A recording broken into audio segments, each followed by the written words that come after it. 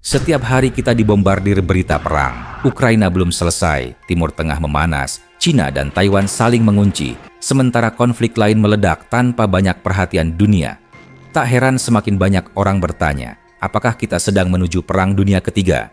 Tapi pertanyaan sebenarnya bukan hanya apakah perang global akan terjadi, melainkan seberapa besar ketakutan kita dibentuk oleh realitas dan seberapa besar oleh persepsi.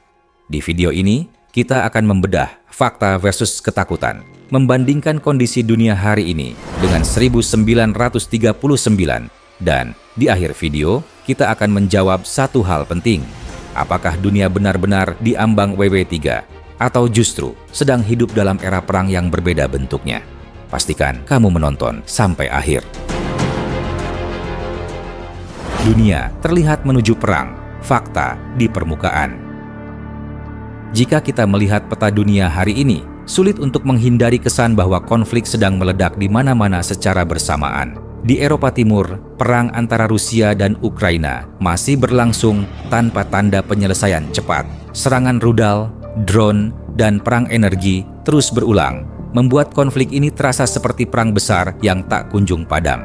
Di Timur Tengah, ketegangan melibatkan Iran, Israel, dan berbagai kelompok proksi kembali meningkat. Iran memang jarang berhadapan langsung, tetapi dukungannya terhadap aktor-aktor regional membuat kawasan ini selalu berada di ambang eskalasi yang lebih luas.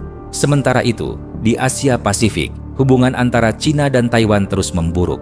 Latihan militer besar-besaran, patroli laut, dan retorika politik keras membuat banyak analis khawatir bahwa konflik ini bukan lagi soal jika, tetapi kapan. Di Afrika, perang saudara di Sudan menjadi contoh konflik brutal yang jarang mendapat sorotan global, meski dampaknya sangat mematikan dan melibatkan kepentingan aktor luar. Ketika semua ini muncul bersamaan di lini masa berita global, publik pun merasa dunia sedang bergerak menuju satu titik berbahaya, bukan karena setiap konflik saling terhubung secara langsung, tetapi karena akumulasi krisis ini menciptakan persepsi bahwa dunia sedang kehilangan kendali, sebuah kondisi yang secara psikologis mengingatkan banyak orang pada masa-masa sebelum perang besar di abad ke-20. Apa bedanya dengan 1939? Ketika orang menyebut kemungkinan perang dunia ketiga, perbandingan yang paling sering muncul adalah 1939, tahun ketika dunia terjerumus ke dalam Perang Dunia Kedua. Namun, jika ditelaah lebih dalam, kondisi global hari ini berbeda secara fundamental. Pada akhir 1930-an, diplomasi internasional rapuh, aliansi bersifat kaku, dan negara-negara besar relatif siap menempuh perang langsung demi ekspansi wilayah dan ideologi. Sebaliknya, dunia saat ini terikat oleh ketergantungan ekonomi yang sangat dalam. Negara-negara besar seperti Amerika Serikat, Cina, dan kekuatan Eropa berada dalam jaringan perdagangan, rantai pasok, dan sistem keuangan yang saling mengunci. Seperti dicatat The Economist dan Reuters, perang besar hari ini tidak hanya berarti pertempuran militer, tetapi juga kehancuran ekonomi global, mulai dari inflasi ekstrem, krisis energi, hingga runtuhnya perdagangan internasional. Inilah sebabnya mengapa negara-negara besar kini lebih berhati-hati, bukan karena dunia menjadi lebih damai, melainkan karena biaya perang total terlalu mahal untuk ditanggung, bahkan oleh pihak yang menang. Berbeda dengan 1939, kekuatan besar saat ini cenderung menahan diri dari konfrontasi langsung dan memilih jalur tekanan ekonomi, sanksi, serta konflik terbatas. Dunia tetap berbahaya, tetapi mekanisme penahan yang ada membuat perang global tidak semudah itu meledak. Nuklir, penahan, atau pemicu. Keberadaan senjata nuklir sering dianggap sebagai ancaman terbesar bagi umat manusia. Namun secara paradoks, justru senjata inilah yang selama puluhan tahun menahan perang langsung antar kekuatan besar. Prinsip ini dikenal sebagai doktrin deterrence atau pencegahan, gagasan bahwa jika dua pihak sama-sama memiliki kemampuan saling menghancurkan, maka perang terbuka akan menjadi pilihan paling tidak rasional.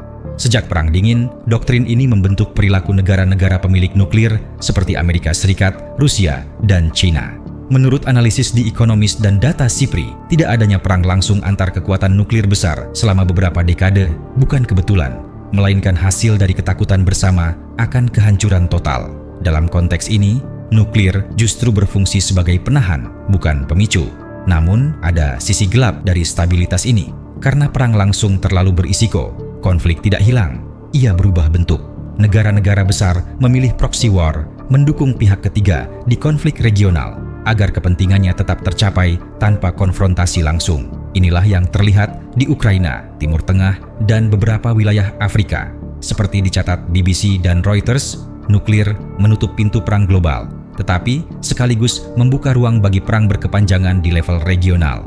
Dengan kata lain, senjata nuklir tidak mengakhiri konflik dunia. Ia hanya memindahkan medan perangnya dari konfrontasi langsung antar negara besar ke perang tidak langsung yang seringkali lebih lama, lebih rumit, dan lebih menghancurkan bagi negara-negara yang menjadi arena proksi.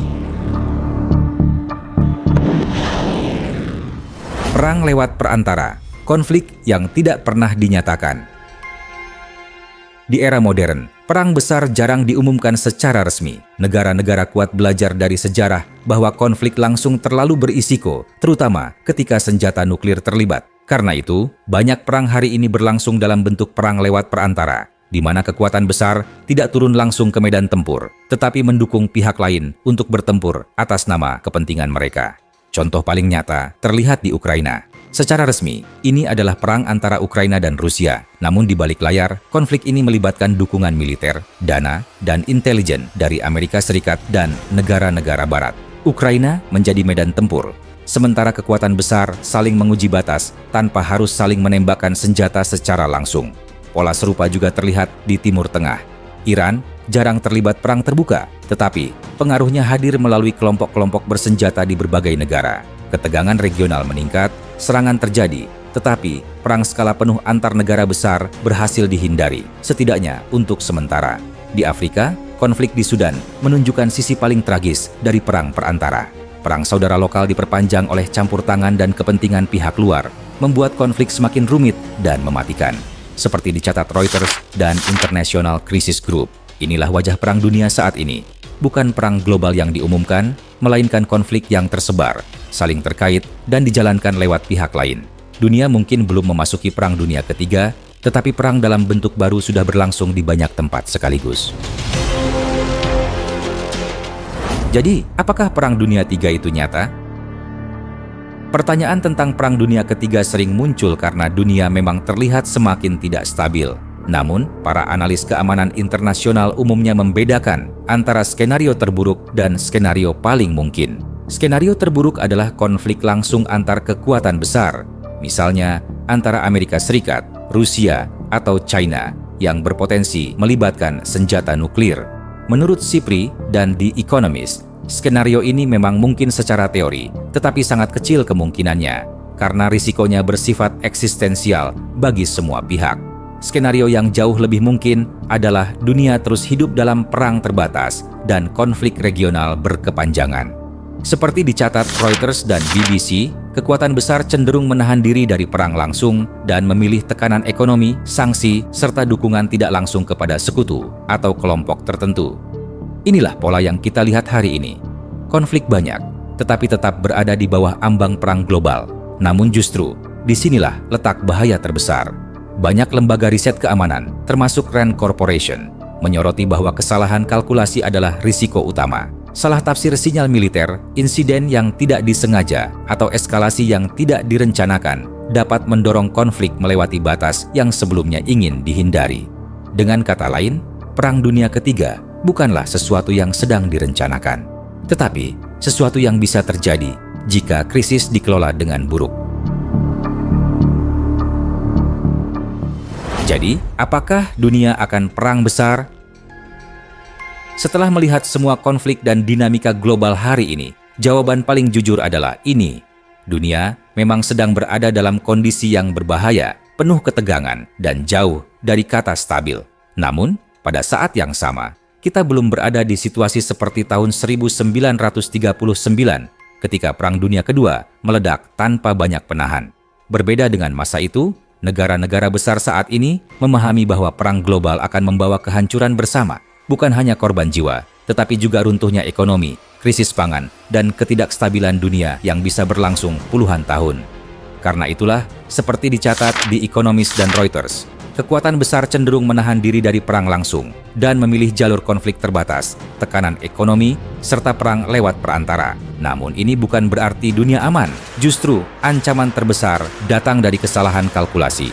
Salah tafsir sinyal militer, insiden kecil yang membesar, atau keputusan politik yang diambil di bawah tekanan. Dunia hari ini tidak sedang berlari menuju perang dunia ketiga, tetapi berjalan di medan yang penuh ranjau. Selama krisis dikelola dengan hati-hati, perang global bisa dihindari. Jika tidak, risikonya selalu ada. Terima kasih sudah menonton video ini sampai akhir.